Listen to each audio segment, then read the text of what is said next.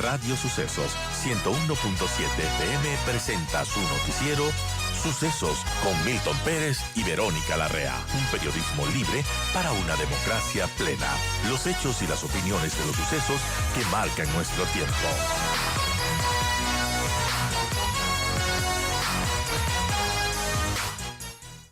Hace 2 días, Plan B titula El Círculo Jurídico de Leandro Norero impulsó el habeas corpus para Jorge Glass. Leandro Norero, alias El Patrón.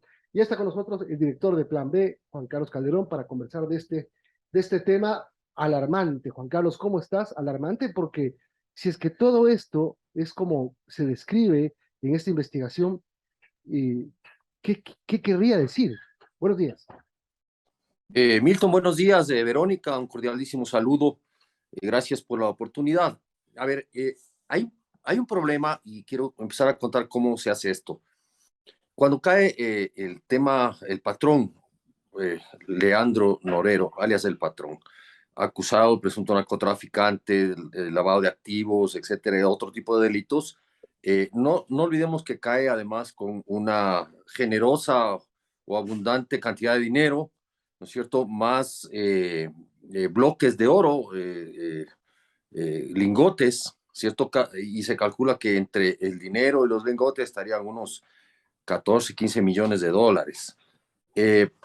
Y luego sucede esto, hay un montón de titulares y después como que nos olvidamos del tema. Es decir, hay otros temas, ¿no es cierto?, que hay que seguir. Pero nosotros nos damos cuenta y pusimos en la investigación, la compañera que está haciendo esta investigación directamente, se hace un seguimiento judicial de cómo está el tema, en este caso de Norero.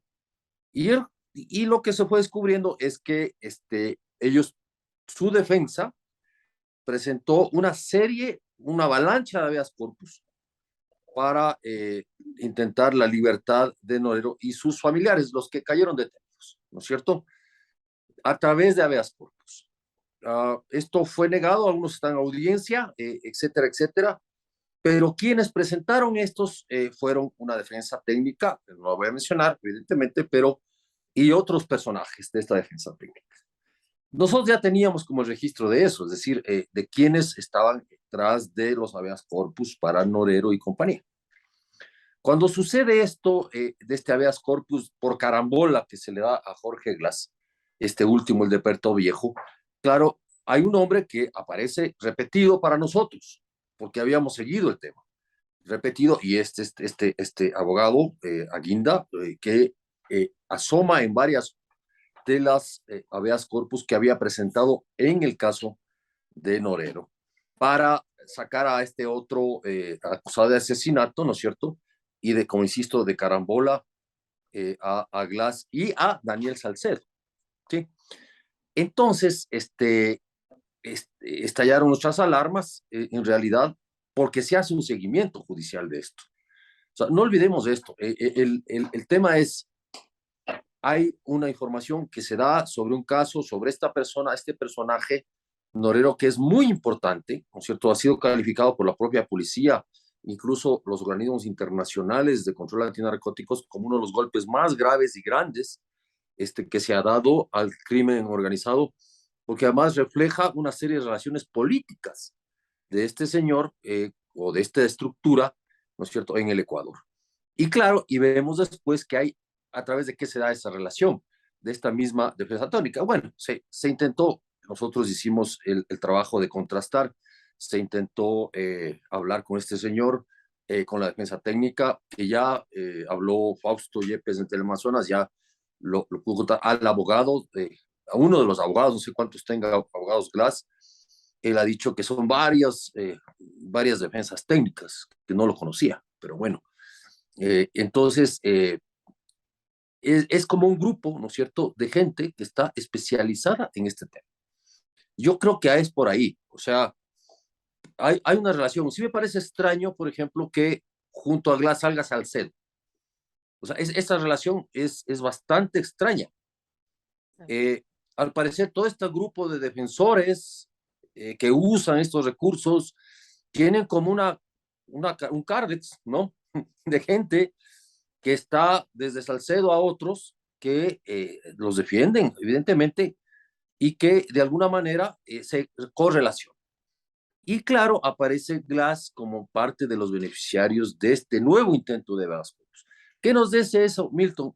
Primero, que hay una estructura en ese sentido de, entre comillas, defensas técnicas, que ya no solo son tales, ya no solo usan este tipo de recursos malamente, como se ha denunciado, de una manera extralimitada, como se ha denunciado, sino que además existen jueces y existen funcionarios, porque ahí en este nuevo intento hay el involucramiento del director de la cárcel, ¿sí?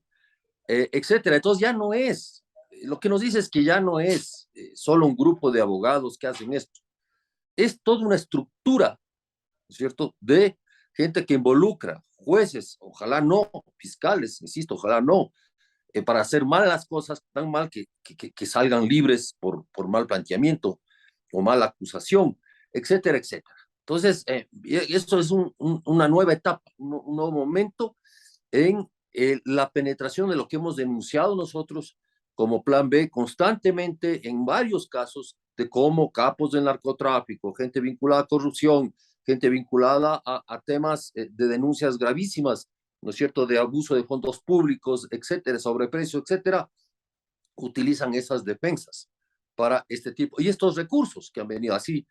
Denunciamos al juez Tamayo, ¿no es cierto?, famoso, que sacó a Rasquiña de una manera bastante irregular, por decirlo menos, y luego que es corroborado por la extraordinaria investigación que hace Arturo Torres y María Belén Arroyo sobre la cantidad enorme de jueces que han emitido sentencias, ¿cierto?, de esta naturaleza, por diversas circunstancias y motivaciones y razones jurídicas para liberar a narcotraficantes, liberar a acusados de corrupción, etcétera, etcétera. Entonces, Milton, ¿de qué estamos hablando? De una estructura plenamente identificada ya, ¿no es cierto?, que desde la función judicial, desde la administración de justicia y desde el ejercicio profesional están corroborando al crimen organizado en el Ahora, Ecuador. cuando tú dices se crean estas redes de abogados, de jueces,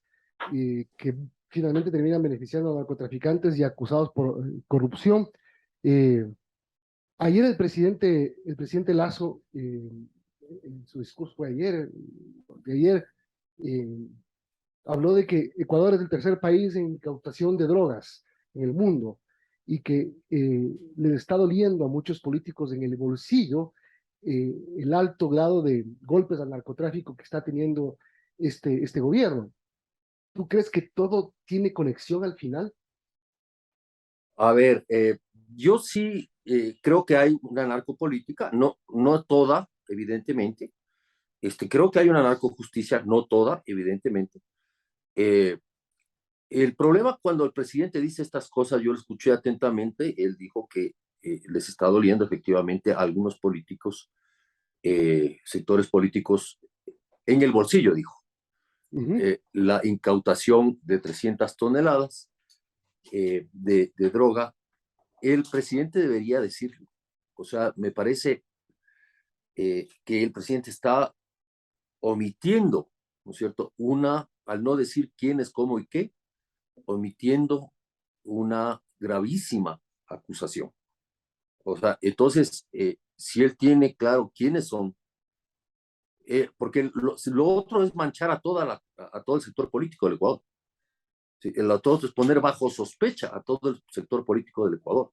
Y yo no creo que todos los políticos en el Ecuador, incluso su mayoría, estén vinculados al narcotráfico Es que y a la además, narco.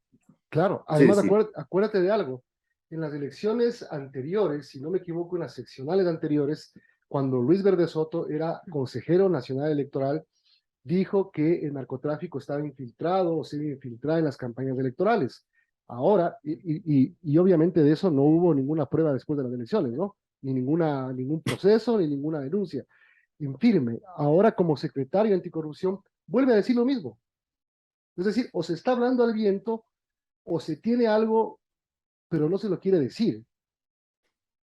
Sí, y empieza por el presidente de la República. Lo que dijo el presidente ayer por el tema del 10 de agosto, además, ante los militares y en la ceremonia del 10 de agosto en Parcayacu, más lo que dijo el propio ministro de Defensa, general Lara, en los mismos términos, más lo que dijo el doctor Luis Verde Soto, nos están diciendo claro que tres personas, como decimos en periodismo, tres fuentes, lo dicen oralmente, ¿no es cierto? Entonces ahí hay un dato. Y ese dato lo tiene el propio gobierno. Yo creo que el gobierno, si tiene las pruebas, debe presentarlas a la Fiscalía General y debe llamar a la ciudadanía a vigilar esta situación. Ya el tema electoral, Milton, fue clarísimo en las elecciones anteriores. Es más, yo no descartaría, porque se omitió cualquier tipo de investigación de las denuncias de Verde Soto, y después ya él salió del Consejo Nacional Electoral y la denuncia quedó ahí. Es responsabilidad del Consejo Nacional Electoral hacer las investigaciones y hacer seguimiento y hacer las prevenciones adecuadas para impedir que el narcotráfico financie campañas. ¿Y dónde? Pues es evidente que el Estado ecuatoriano tiene clarísimos los sectores donde podría haber esa penetración. Es decir, los sectores donde se convierten en rutas de narcotráfico, las ciudades y poblaciones donde aparecen, ¿no es cierto?, los cargamentos, etcétera, etcétera. No olvidemos, en el informe mundial antidrogas, Milton y Verónica, que se presentó precisamente a inicios de esta semana en el Ecuador, se señalaba que el 90% del tráfico de drogas de América Latina hacia el mundo es vía contenedores, vía marítima. Y la mayor cantidad de droga que se captura en el Ecuador tiene que ver con puertos. ¿Sí? Solo en puertos se han capturado 55 toneladas en lo que va del año. Solo en puertos. Ya tienen dónde buscar. Es decir, yo digo, ¿por qué el presidente, por qué los altos funcionarios del gobierno no actúan en consecuencia si ya tienen la información? No se trata de amenazar, de lanzar dardos, de lanzar pullas, de lanzar frases al viento sobre los políticos algunos políticos están preocupados por la captura de droga. Bueno, ¿qué políticos? Claro. ¿Quiénes son? Y a quienes les duele el bolsillo, supuestamente, ¿no? Como tú Claro, dices, hay que, nosotros que tenemos de alguna manera cierta información, fuentes sobre el tema, etcétera, podemos tener una idea de lo que se refiere. Una idea. Y ya te estoy diciendo la relación, ¿no es cierto? Pero esta relación puertos, etcétera, ¿y dónde están los puertos? ¿Y qué políticos están ahí? O sea, es muy fácil hacer la relación, pero nadie puede aventurarse a decir nombres y a señalar con el dedo si es que no hay las evidencias claras de esa relación. Entonces, pero eso sí, eso solo tiene el Estado. El Estado es el que tiene la información. Eso es lo importante, Milton. son las 8:39, estamos conversando con Juan Carlos Calderón, periodista, director de Plan B.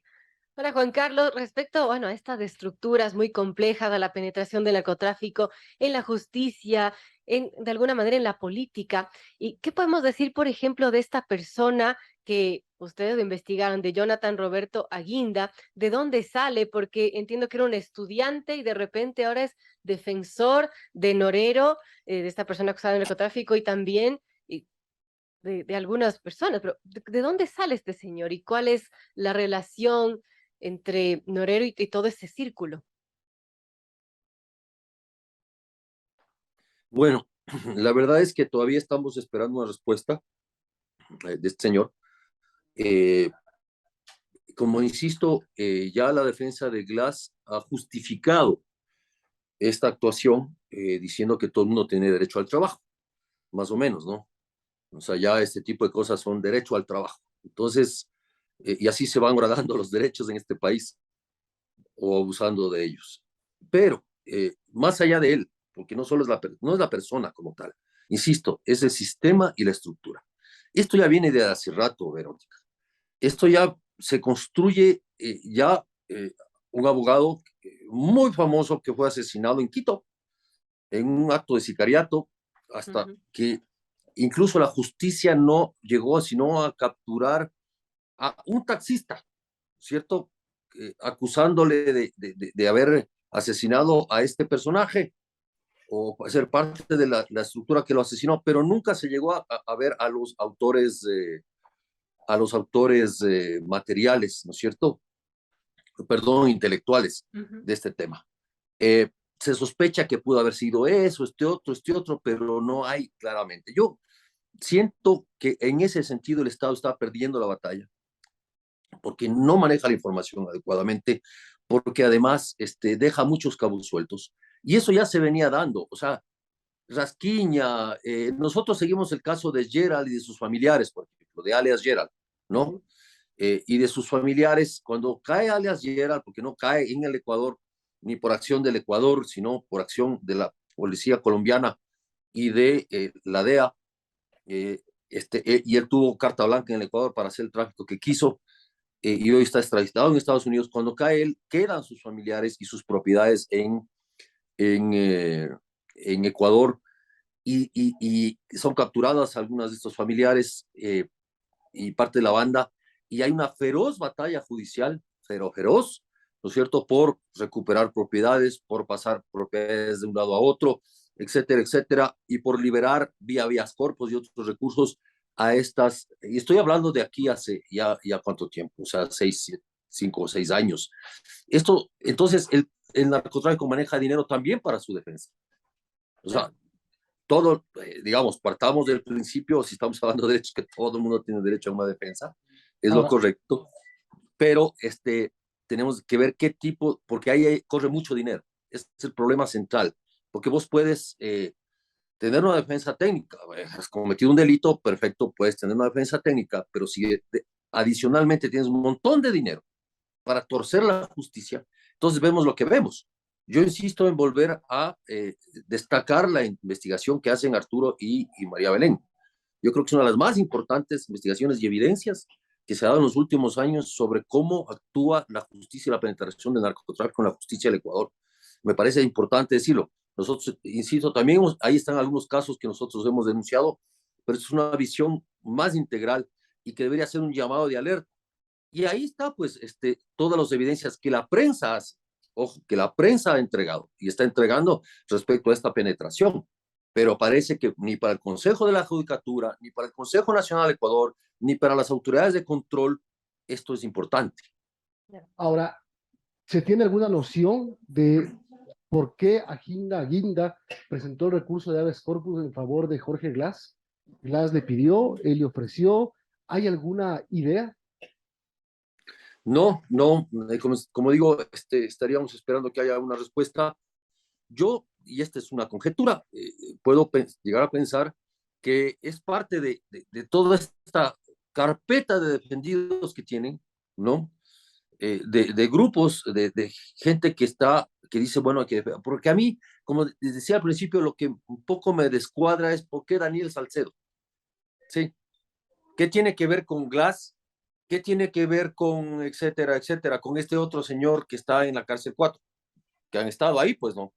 Entonces, yo digo, claro, es porque tienen, y sigo conjeturando, tienen de alguna manera las carpetas o son parte de un fondo, digamos, de defendidos que como sale en estas estructuras de usar los habeas corpus y otros recursos. No olvidemos que el habeas corpus no es un solo tipo de recursos que se usa, porque puede salir y porque hay ahí un juez o jueces que pueden prestarse para esto o ser parte de esa estructura, no lo sé. Pero eso ya le corresponde al Consejo Nacional de la Judicatura. E insisto en que de alguna manera esto puede generarse o en otros recursos. Un recurso que se usó mucho y no sé si se sigue usando, por ejemplo, es el cambio de tipo penal. Entonces, no sé si el público sepa, pero el narcotráfico tiene más años de prisión que la producción de droga en el Ecuador. O sea, casi es como el doble de la relación. Entonces, si te acusan de narcotráfico, porque esa es prácticamente una imposición de los Estados Unidos, es porque para ellos les interesa es tumbar el narcotráfico, o sea, que no llegue la droga a sus costas, a sus territorios. Entonces, el narcotráfico está elevado, digamos, a top 10 en los delitos. Entonces, tiene la mayor cantidad de penas. Y la producción de droga es sustancialmente tiene menos años de prisión. Entonces te cambian el narcotráfico por producción de droga, ¿sí? Y así puedes ir bajando el tipo penal con jueces diciendo, apelando con un montón de recursos y hay una resolución porque ya nadie sigue los juicios, nadie sigue los casos, nadie periodísticamente sigue los casos. No sé si en el Consejo de la Judicatura lo sigan, no sé si tengan una oficina, ¿no es cierto?, que en los temas de narcotráfico y corrupción se haga un seguimiento judicial de los casos, de cómo se están actuando y denunciarlos preventivamente. Pero no sé si se lo haga, porque quien ha estado descubriendo esto no es el Consejo de la Judicatura, insisto, sino la prensa. Entonces, hay ese otro tipo de recursos que aparecen estos otros personajes, porque puede ser este señor que tú preguntaste, Verónica, y puede mañana ser otro. Claro. Y van como turnándose en un montón de juicios, porque lo que más hay es juicios por narcotráfico en este país, desde mulas hasta lo que sea. Entonces, y corrupción no se diga. Entonces, vos tienes un montón de clientes con mucha plata, ¿no es cierto?, para estancar los juicios, para ensuciar los juicios, para poner incidentes, para generar habeas corpus o lo que sea, para intentar recursos como rebaja de penas, como reducción de cambio de tipo penal, etcétera, etcétera. Yo no soy abogado ni soy experto en la administración de justicia, pero por mi experiencia periodística puedo decir que eso es lo que está pasando. Pero no soy yo quien tiene que decirlo, sino los organismos de control de la justicia. O sea, ¿dónde está el Consejo de la Judicatura haciendo esto? No he visto una sola denuncia preventiva, sino reactiva del Consejo de la Judicatura, porque cuando sucede esto, brinca, como que esto fuera un caso aislado, y no es un caso aislado, lo de Glass, Norero, etcétera, no, son casos aislados, ya responden, insisto, a una estructura, a un sistema de defensa legal de gente vinculada a corrupción y narcotráfico. Esto debería tener claro el Consejo, pero no lo tiene. Ojalá el señor, los vocales